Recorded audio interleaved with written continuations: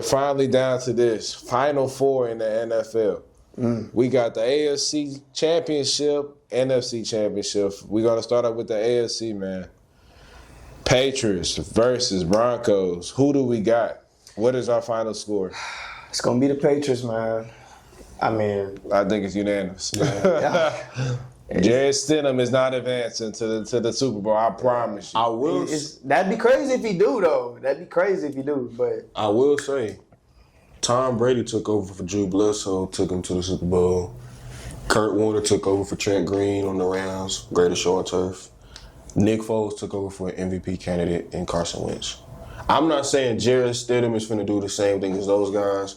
I'm just saying that anything is possible. You're right. Crazy things that happen. I'm obviously going to pick the Patriots, but like similar to what I've seen between the Panthers and the Rams, this game is going to be closer than what people expect. They're not finna, especially with the way the Broncos defense looked against Josh Allen. Nah, they finna try and shut all that down between Drake May. Drake May's put the ball on the ground almost as many times as C.J. Stroud this playoff for us so far. You think that Nick Bonito and company ain't finna eat? Will Campbell been a cook fest. That's what I'm saying. I ain't gonna lie. He been getting toasted, but that's what I'm saying. He going against the best of the best. Mm-hmm. But he got to show up as well. Yeah, so the Patriots, I think they got it. It really does suck that Bo Nix is out for the rest of the season because of his fractured ankle. I'll say that for the Broncos to have a shot at this game, then the game does not have to hang in the balance of Jared Stidham at all. Yeah. That's going to have to be a game in which you rely on Harvey, which you rely on your weapons that you got, and you just make him have the least amount of impact as possible. Not saying he can't do it because he's an NFL quarterback, but in a moment like this, and this is his first start since, a few years ago on the Raiders? Nah, I don't want to have him have that much pressure on him. J.K. Dobbins supposed to be coming back, too. Yeah. His window open.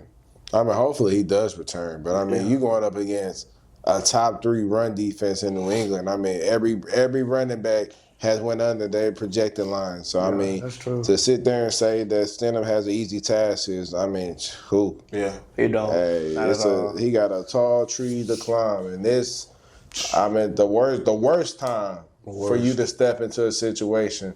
But at least, instead of it being an in-game thing, he actually has a week to prepare and get rest with the ones. Get that starter feel because, as a backup, you're not expecting to go in there and play up against those guys. You always expecting an injury, but you're not expecting to go in there and, okay, shit. I might as well go get that boy Phillip Rivers, call him real quick. Nah, it's too late for that. But he do got Mile High on his side. The fact that the Broncos, situations like this suck, but these are the reasons why you fight for the number 1 seed. Because now you got, 70, 80,000 fans that are not going against you in a moment of crisis. They're all cheering for you, going for you to push them all the way through. And it's 60 minutes of football. 60 minutes for the rest of your lives. 20-17? I think it's a low scoring. 10-17? I think 17-14. Okay. Man, this point, man, they gonna shot me. Denver done gave up 30 points to Buffalo. Give me, I'm really shocked I'm saying this. Give me 27-24. It ain't gonna be nothing easy for sure. Nah, not at all. It's gonna be a good game. All right, but transitioning to the NFC, the real matchup, man. We got round 3, NFC West showdown. Los Angeles Rams versus the Seattle Seahawks for a trip to the Super Bowl, man. Ooh. Who wins round 3, Matthew Stafford or Sam Darnold? You know where I stand. And I've been consistent on it since the preseason. I think if there's anything I can hang my hat on, even more than me predicting Denver was going to be good, it's predicting that Seattle was going to be great. They're the best team in the NFL. And I think their game against the 49ers proved that. They didn't show any signs of any lapses. The defense was sensational. The kickoff return for the touchdown was more points than the 49ers had in 60 minutes. They scored that in less than 15 seconds. That's crazy. You know what I'm saying? Sam Darnold didn't have to do too much. The running game was this was the best game I've seen Kenneth Walker play since he's been in the NFL, at least from my opinion. But Charbonnet, he out for the season, so like that. They had no choice now. Literally. But it helps when you have JSN, when you have Cooper Kupp turning back the clock, when you got Rashid Shaheed going crazy in both the receiving game and special teams. When you have a quarterback that has the ability to be a game manager in moments like this. Granted, he's never been in an NFC Championship game, but he has played against his team twice. And the first time, it was a turnover fest that he only lost by 2 points because of his turnovers. The second time around, he ended up knocking down the bad boy Rams, who took the lead in overtime, walked them down, and went for it on 2 to win that game. So it's like, as great as the Rams team is, the Seahawks are the only team in the NFL that I see with the ability to beat them more than once. And they have the opportunity to do so on Sunday. And because of that, give me Seattle 23-20.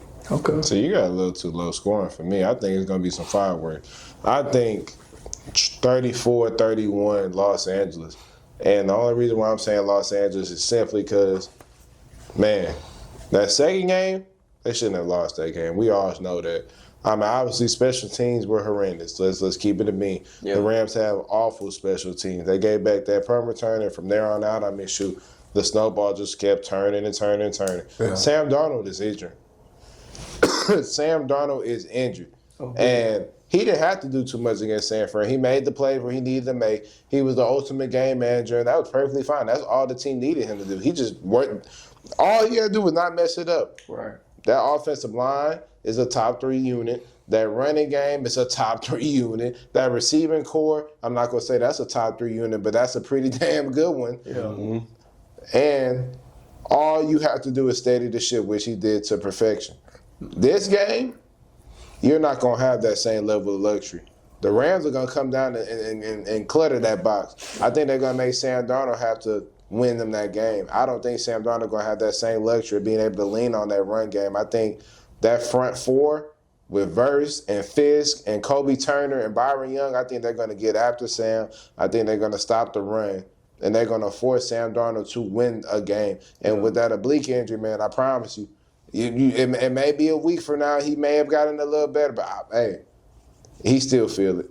He still feel it. That's the same injury that Quinn was dealing with when he was at Texas last season.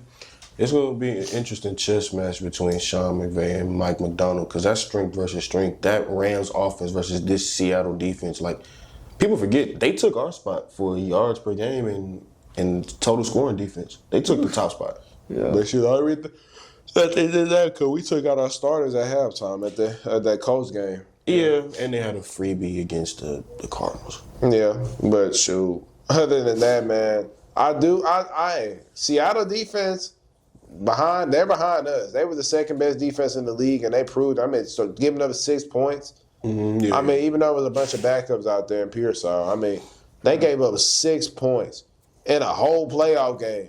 I mean, hey, the Rams, if they was not the best offense in the NFL, man, I would be worried. Yeah. But luckily for them, they are the best offense, and they have Devontae Adams and Puka Nacua and Parkinson and Higbee, and I mean, shoot, anybody else you want to name, they have all their weapons. They got Matt Stafford, bro. Yeah, they got the guy with the most experience in these moments too, which is shocking because Matthew don't got a lot of experience in these moments. Exactly. So that's why I give my trust. I trust Matt Stafford over Sam Darnold. I feel like at the end of the day, quarterback play is going to be the reason for one of these teams winning and one of these teams going home. And I think Stafford is going to outplay him at the end of the day. Devontae Adams has been waiting for this moment. Yeah. I mean, this is the reason why you trade here in the offseason. This is the reason why you take less money for opportunities like this. Puka Nacua, I mean, do we really have to ask? Puka Nacua always comes and shows up. Even if the box score isn't spectacular, he always comes and makes the clutchest plays. Yeah, so I'm just extremely confident in the Rams. I think Matt Stafford is going to end up getting it done. Give me 34-31. Yeah, me too. I believe that the Rams take this one for sure. I go 34-37. I think it's going to be a high-scoring game, but I do feel like that Matthew Stafford is going to outplay Sam Darnold. Like you said, I feel like that the defense is going to make Sam Darnold have to actually be a not necessarily game changer, but step up and make those like big plays and everything like that. Yeah. And truthfully, I'm not gonna say I don't believe in him because Sam Darnold is good, but I don't know if he's gonna be able to make those big plays like Seahawks are gonna need him to do. So for that reason, I'm gonna take Matt Stafford and the LA Rams in this one.